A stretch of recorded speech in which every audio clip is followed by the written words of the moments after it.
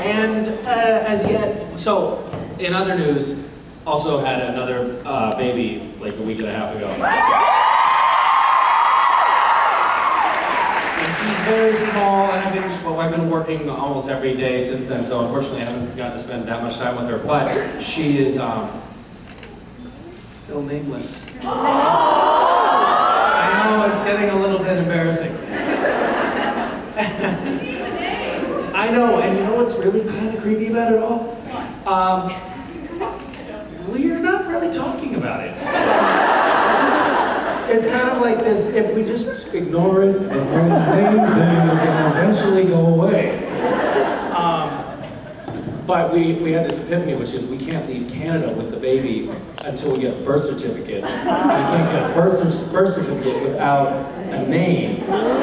So we may be sort of locking ourselves into Canada. And now I have 2 Canadian children as well, which is kind of exciting. Yeah, I don't know. I'll tell one other very brief story that sort of shows what a good parent I am. And just because I like to brag. And then we can ask some questions of each other. A friend came over right after the baby was born, was helping just help, watch West, because West, his thing with the new baby is that he wants to tear her face off. His attitude seems to be, why would you do this to me? This is the stupidest thing I have ever heard of. It was all about me, and now it's not. So the friend had him on a stool because he likes to help make breakfast. He likes to crack the eggs. And so basically what that means is some of the eggs go in the bowl and most of them go all over the floor, but he's participating, so he likes it. And then it was time to scoot him over to rinse his hands off in the sink. And she said, hold on, and he's on this high sort of stool, and he just fell over. And he fell onto his head. And he started bleeding. And he was, he was bleeding, but heads, so I said, heads are notorious bleeders. You can't make a big stink about this. Just a little nick, and your head will start bleeding. And I was very tired, and I had been working late, and I just wanted to go for a run, and I had this in my head, like, I have this tiny window before I have to go back and shoot. I'm just gonna go for a run. He's fine. He's fine. Why are we making a big stink about this? And my wife, who still is not able to, get up and take him, for example, to the doctors, was like, I really think you should take him to the doctor. And I said, I really, a little bump on his head, you're just, but fine, if you want to, I think I may have accused her of being passive-aggressive, as I was very passive-aggressively, like, taking my running shorts off. Fine, I'll take him to the doctor. He doesn't need to go. It's a waste of everybody's time. And mind you, at this point, my shirt, his shirt, and my wife's sweatshirt were all completely soaked in blood.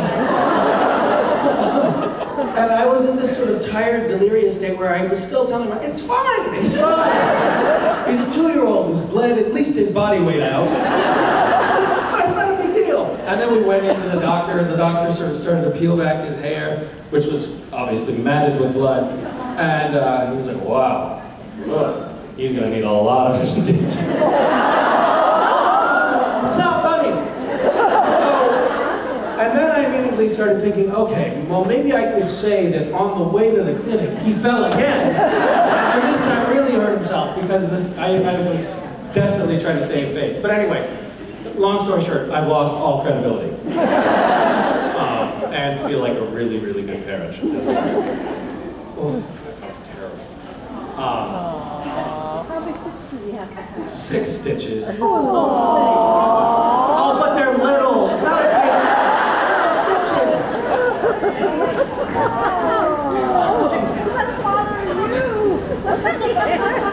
Yeah.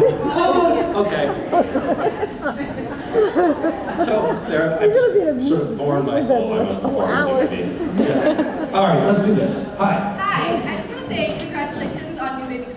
Thank you. And I just want to know, you've got so much going on, Supernatural, your kids, Yeshwas, and your charity. How do you juggle everything? I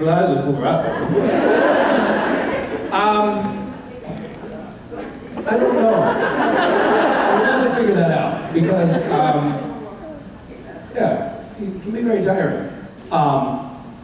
If you're working with other people on projects and they ask you questions and you don't respond, eventually they have to figure it out on their own. That's one trick.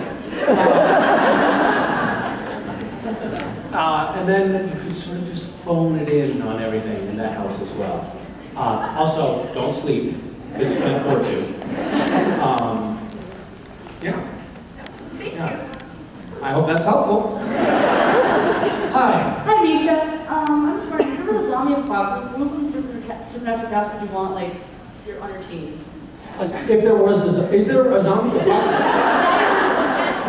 Yes. What Walking Dead is. Like, the supernatural cast, who would you want, like, to team up with, if there wasn't one? Oh, to help me. Yeah, like, survive. Survive.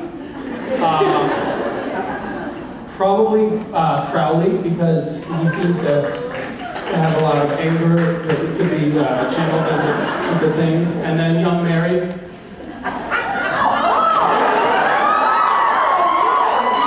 Just to keep me company. Maybe we could sort of hole up in some sort of well-defended, fortified bunker, young Mary and I, and then have Crowley patrol the perimeter. That would be my approach, I think. Hellhound? With the Hellhound, yeah, he can do whatever he wants out there as long as he doesn't come in. Thank you. Yeah. Hi. Hey, how's it going? Very well, thank you. I'm just wondering if you had to switch lives with any of the cast members for a week? If I had to switch lives? Yeah, like existence. Just for a week? Yeah. Who and why? Out of the cast. No problem.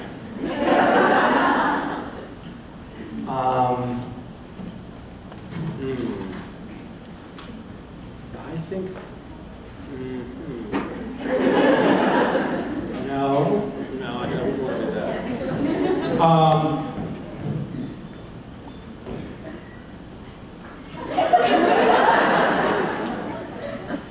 This is difficult. Who would you pick?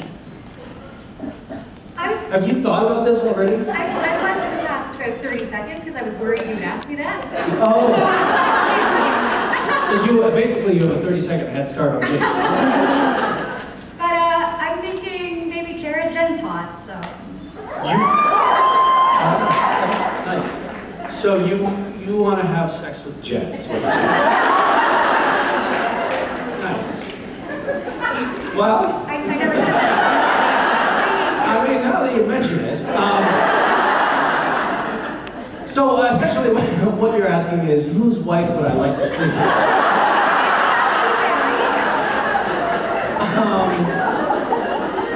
Shame on you.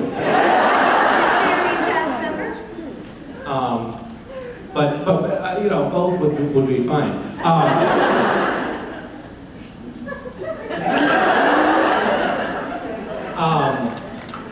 I think Jared looks like he has a great life, you know, that alpaca that he keeps in the backyard. Big huge portraits of himself reinforcing his enormous ego.